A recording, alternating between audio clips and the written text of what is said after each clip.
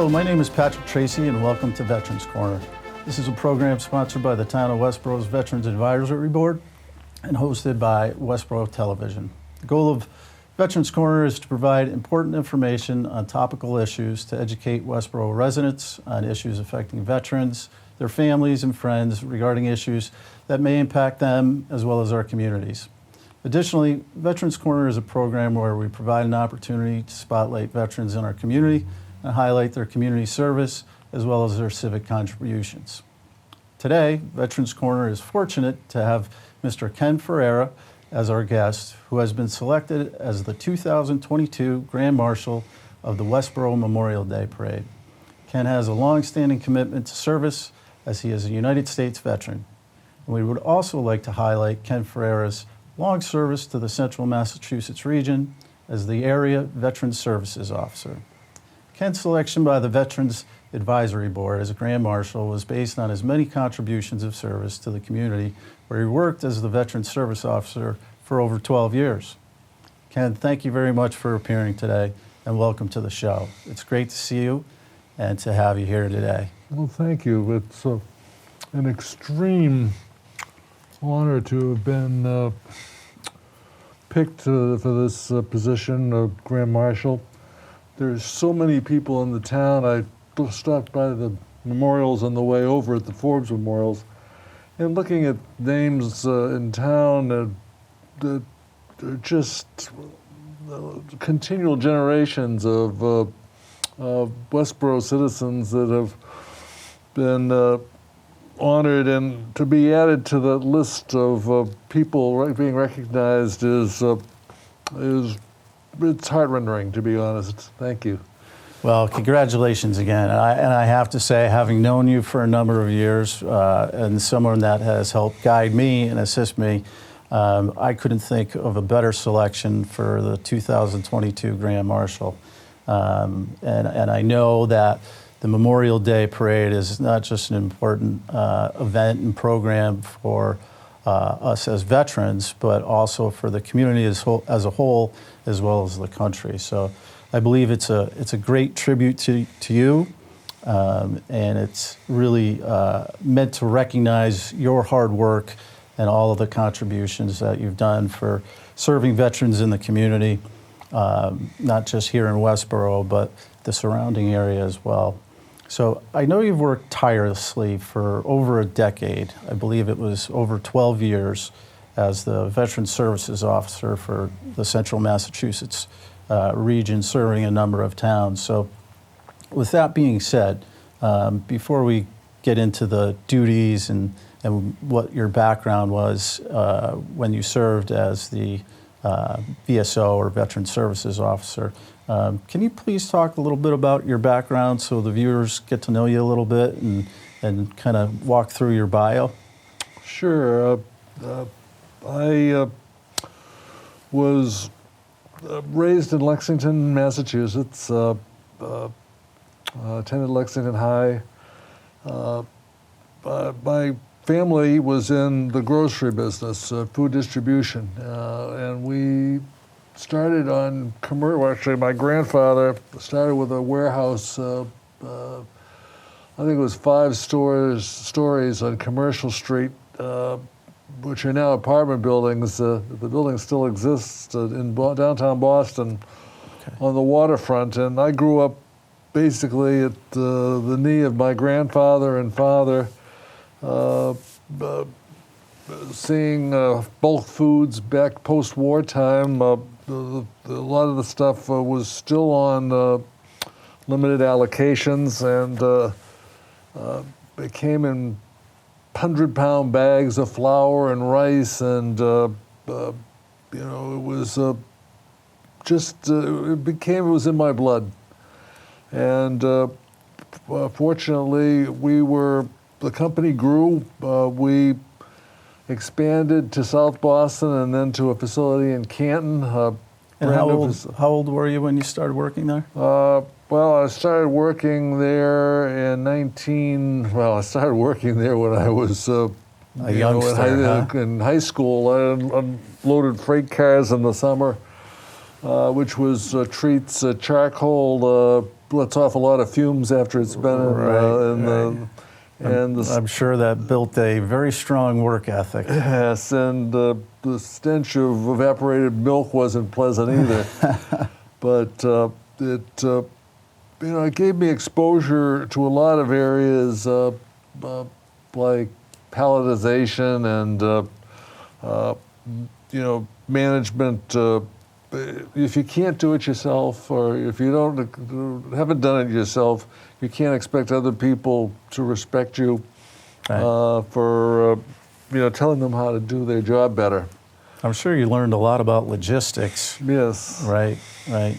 And how big of an operation was it once it expanded more? Well, it's between. I joined in 1970. And at that time, it was doing about $40 million in annual sales. It grew rapidly over time, but it wasn't a normal type of distribution. We had to keep making changes in our model. Early on, we were heavily involved with convenience stores. Okay. And there was a chain on the South Shore called Christie's that expanded down the Cape and up to Maine, and we grew with them. But the nature of their business changed, where they started getting into single units rather than case packs. They could open more stores with less money, less inventory required to open it. Convenience stores don't sell a lot of product. They're primarily at the time was cigarette lottery tickets and candy and tobacco. But the grocery part of it changed, and at one point in time I had to basically make a decision to give up $50 million in annual sales because it wasn't profitable anymore.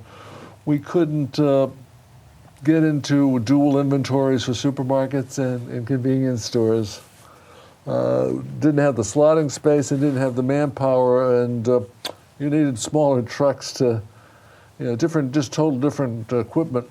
So over the years, you really grew with the company. You started there as a youngster, as a teenager, and then I know you went into the U.S. Navy, and then after that returned, and then rejoined the family business. So tell us a little bit about that journey through that process. Well, it wasn't the Navy. I don't know where the. Oh, I'm sorry. It was the Army. Well, for our younger viewers, back in those days, it was called a draft. Right. And was the selective service. And you got a draft card when you were a selective service card when you were 18 years old, and you were required to serve 2 years for your country. And there were exceptions. There were conscientious objectors that, like Muhammad Ali, that were able to get out for religious purposes. There were deferrals, like when you were in college. Right. And there was also an option to enlist. I tried to enlist in the Air Force. My father had been in the Air Force, and my uncles, 2 or 3 of my uncles had been in the Army and 1 in the Navy. So I had a strong military background, but my eyes weren't good with the Air Force. And I tried to enlist in the Army. They found out I had a back problem. And when the Army rejected me, the Marines also said, well, if you're not good enough for the Army, we're not taking you. Right. So anyway, I ended up going to college, getting married, going to work full-time in 1969, I guess it was. And in 1970, I got drafted, November 12th, I believe it was, and reported to, was bused down to Fort Dix, and got involved in the whole process. but shortly into basic training, my back gave out as, I was given an option to get out or have a surgeon, an Army surgeon, do an operation on me there. And I thought my odds were better with Mass General back here. Right. Understandably so. So, but I'll tell you what, it was a surprising thing. Basic training was, and the whole idea of the draft of doing 2 years of service for your country, I liked the idea. I thought it was very important in my life. It learned discipline and respect and structure, and it wasn't, a torture to make your bed with military corners and have a bounce a quarter off it. Right. It was teaching you to have some respect and pride in your work, and keeping your shoes and everything spit shined, and so you could see your reflection in them. Right, right. It wasn't torture. It was there was a purpose to it, and considering that you're taking a group of every time they took a group in, 90 to 100 at a time. They're from all social and economic parts, Backgrounds. Different religions, different ethnic backgrounds, different social and poor, rich. I actually had the cliche recruit or draftee, the fellow that never had a pair of boots from the hill country of West Right. Virginia. 18-year-old, never left his little burrow in the hills, and you learn to adjust to people and make things work. So were you able to, upon your return and going back to the family business, apply some of those lessons learned from basic training? Absolutely, absolutely. How to, just, it's what it taught, myself, about myself, that there was something, to be dealing with, for instance, when after they learned that I was going to be, processed out, the rest of the group went to advanced training, and I was left there with the sole soldier on the campus, and so the executive officer says, the staff, supply sergeant is on a bender. Go take the inventory.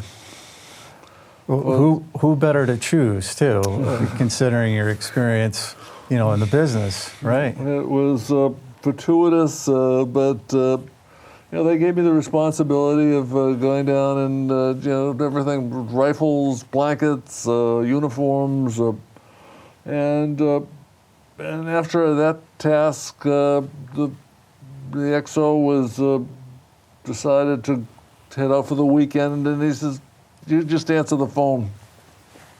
Well, what if I have to make any decisions? I'll cover you." So it was, it was a good experience. It was formative, and I would honestly say, based on the condition that I feel that the country is with the conditions in schools today, the violence, the lack of respect, it wouldn't be a bad thing to have a requirement that people put in 2 years. Right. It'd be a different situation now due to sexual equality issues and things like that. Back then, it was just the Just the men. men were involved. Right. But it wouldn't be a bad thing. The structure and the discipline are key. Where did you get your sense of civic duty from?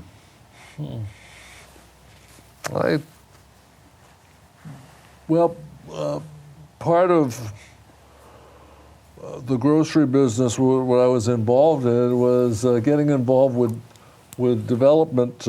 We owned supermarkets in Rhode Island, but we also assisted our retailers in expansions and acquisitions and grounds-up operation, both financially and whatnot. I got involved with the town planning boards and with contractors and whatnot.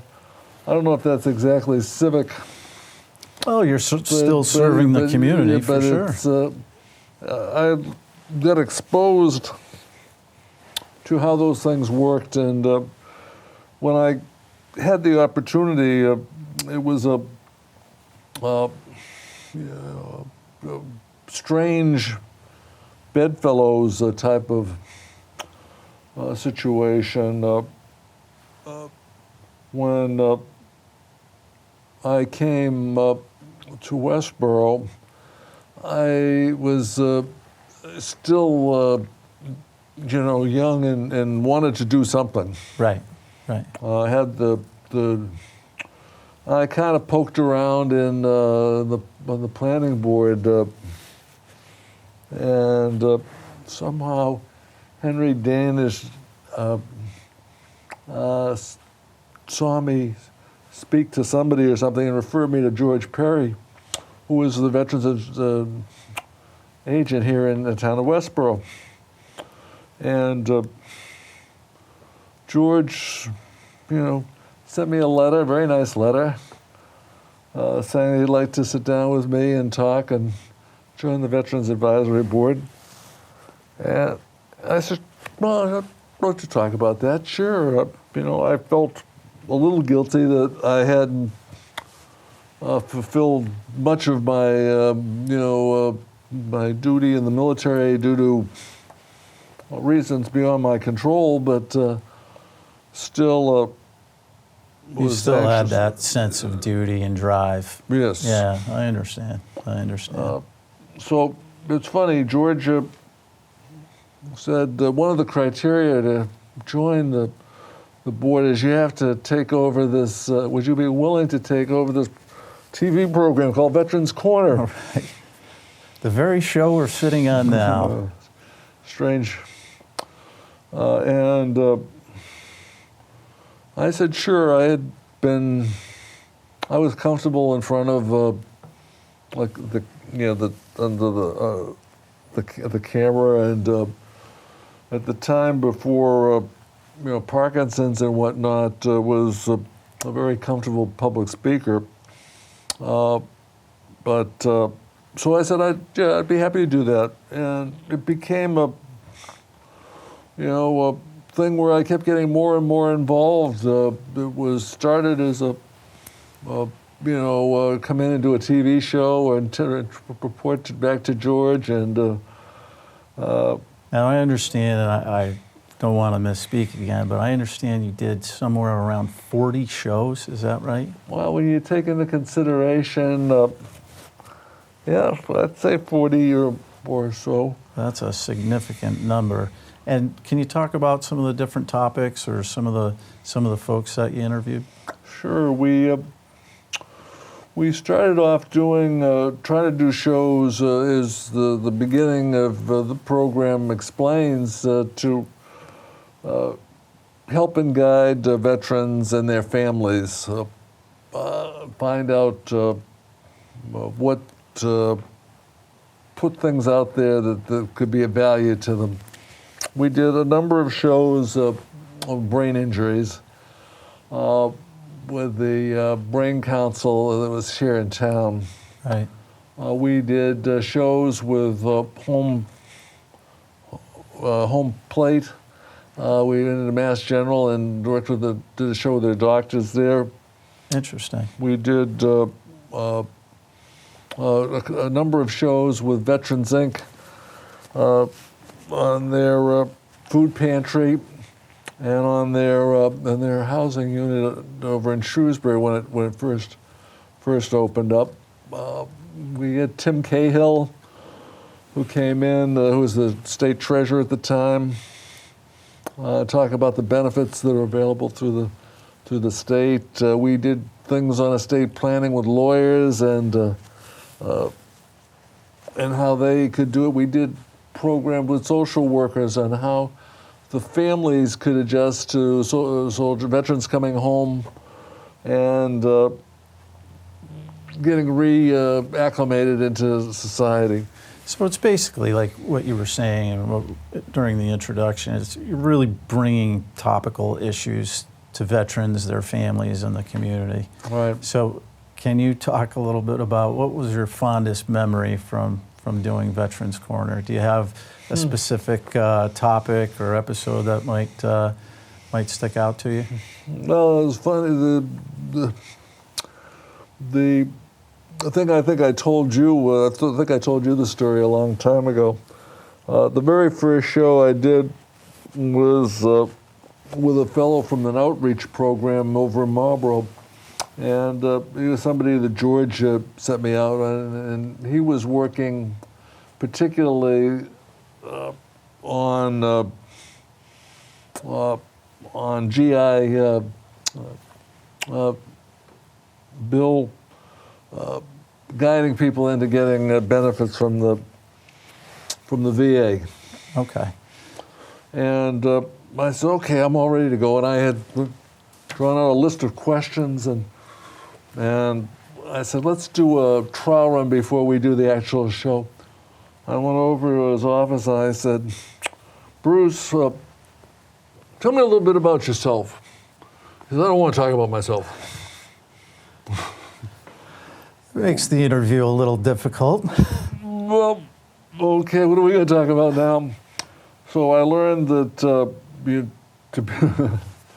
to be flexible again and think on your feet, right? And find out what people are comfortable talking about beforehand, and send them a list of questions and give them a heads up so that everything goes smoothly. Which I didn't do today. No, I did fine. We've done this enough. That's true. That's true. So for the folks out there that don't know, can you explain what are kind of the roles and responsibilities of the Veteran Services Officer? Well, it's a two-headed responsibility. One, the primary job is that the Veterans Service Officer is a town position program run by the Commonwealth of Massachusetts. Okay. Not all states have this program, and it's basically to help veteran assistants getting money for their families or themselves to get them job training. And so really you're the primary point of contact for veterans and families in need of, I don't know, whether it might be assistance or guidance with obtaining benefits. Is that about right? Absolutely. And the other half of the story is to give whatever assistance we can to getting VA benefits, which are federal program and really have nothing to do with the state program, but certainly they can meld and getting into the hospital system and whatnot is right, which we know can be very difficult navigating that labyrinth of regulations and the variety of departments and whatnot. right. In your role as VSO, you worked closely with, obviously, the Westborough Veterans Advisory Board. What were some of the programs that you worked on during your time as VSO, working with the VAB? Well, it started off with the Veterans Corner was the outset program that I got involved with, and then slowly George got me involved in the two parades, the Memorial Day Parade and the Veterans Right. Day program as well. And then we started looking for things that,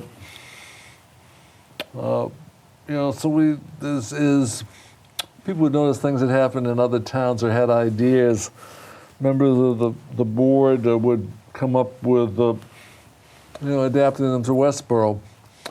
So one of the first things we came up with is getting the signage put up that we were a Purple Heart town. That we were recognized by the state and federal government, and we got signs approved to put out on the major roads entering and exiting Westborough. So on Route 9, Route 30, and Route 135. Yeah, you see them all the time. Yeah, they're up there. Then there was the flags on the Rotary, where the original concept was we took the flags off the graves on right after Veterans Day and put them at the Rotary through Thanksgiving as a final gesture of thanks for those that had served. Right. And those flags were the ones that were on the graves, and they got an extra exposure before they went to their final resting place. Right. What else? What program do you think you like the most? I think the one that was the most rewarding was the blood drives. This is we're giving something where there's a need. Right. It was a challenge and a lot of work. John Gallina was a major driver in that particular program, and I'm sure once we get back to some normalcy, he'll probably get it started again. So you were really the integral driving force behind many of these programs, and I think, at least in my opinion, looking at your background and coming from the family business that you were in, especially from a logistical point of view, you were really the person, kind of behind the scenes that brought all of these different programs to the community. And out of those different programs, and we don't have a list today, but there are many. There's the clothing drive, there's the blood drive, there's the Purple Heart signage, there's the flags on the Rotary, and there's also two big events in town. You have the Veterans Day Parade, and of course the big one, the Memorial Day Parade. So I think this is a great opportunity to recognize you as the Grand Marshal, because going back to what we were talking about before, you've given so much to the community, you've given so much to veterans, you've guided so many families in obtaining benefits. So I just want to thank you, on behalf of the town, on behalf of the Veterans Board. I truly can't think of anyone more deserving of being selected as the Grand Marshal. So I know I'm looking forward to it, and it should be a great event. So thank you very much for being here today, Ken. Patrick, thank you for having me. And thank you for guiding me in Veterans Corner. I couldn't be doing this without you. So thank you again for your willingness to be here.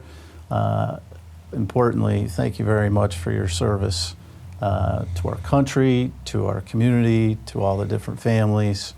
You did some very incredible and important work as Veteran Services Officer. I'd again also like to personally thank you for your guidance and your assistance over the years.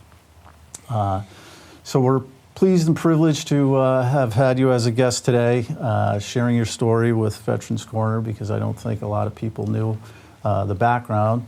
You've certainly made a positive impact in the lives of many veterans, their families, and moreover, the community. So congratulations again on the 2022 Westborough Memorial Day Parade Grand Marshal. couldn't have been a better person selected. So it's very well deserved. We look forward to seeing you at the parade, which will be an opportunity to see all the great people from Westborough honoring the holiday. To our viewers, please note that the 2022 Westborough Memorial Day Parade will be held on Monday, May 30th this year, and it will be in person, which will be a great opportunity to see everyone again. You can find the event details on the town's website, and it should be an excellent day for all of our residents as we honor a very important holiday. On behalf of the town of Westborough's Veterans Advisory Board, I'd like to thank you for viewing, and Ken, thank you again for your time. Thank you, Patrick. All right.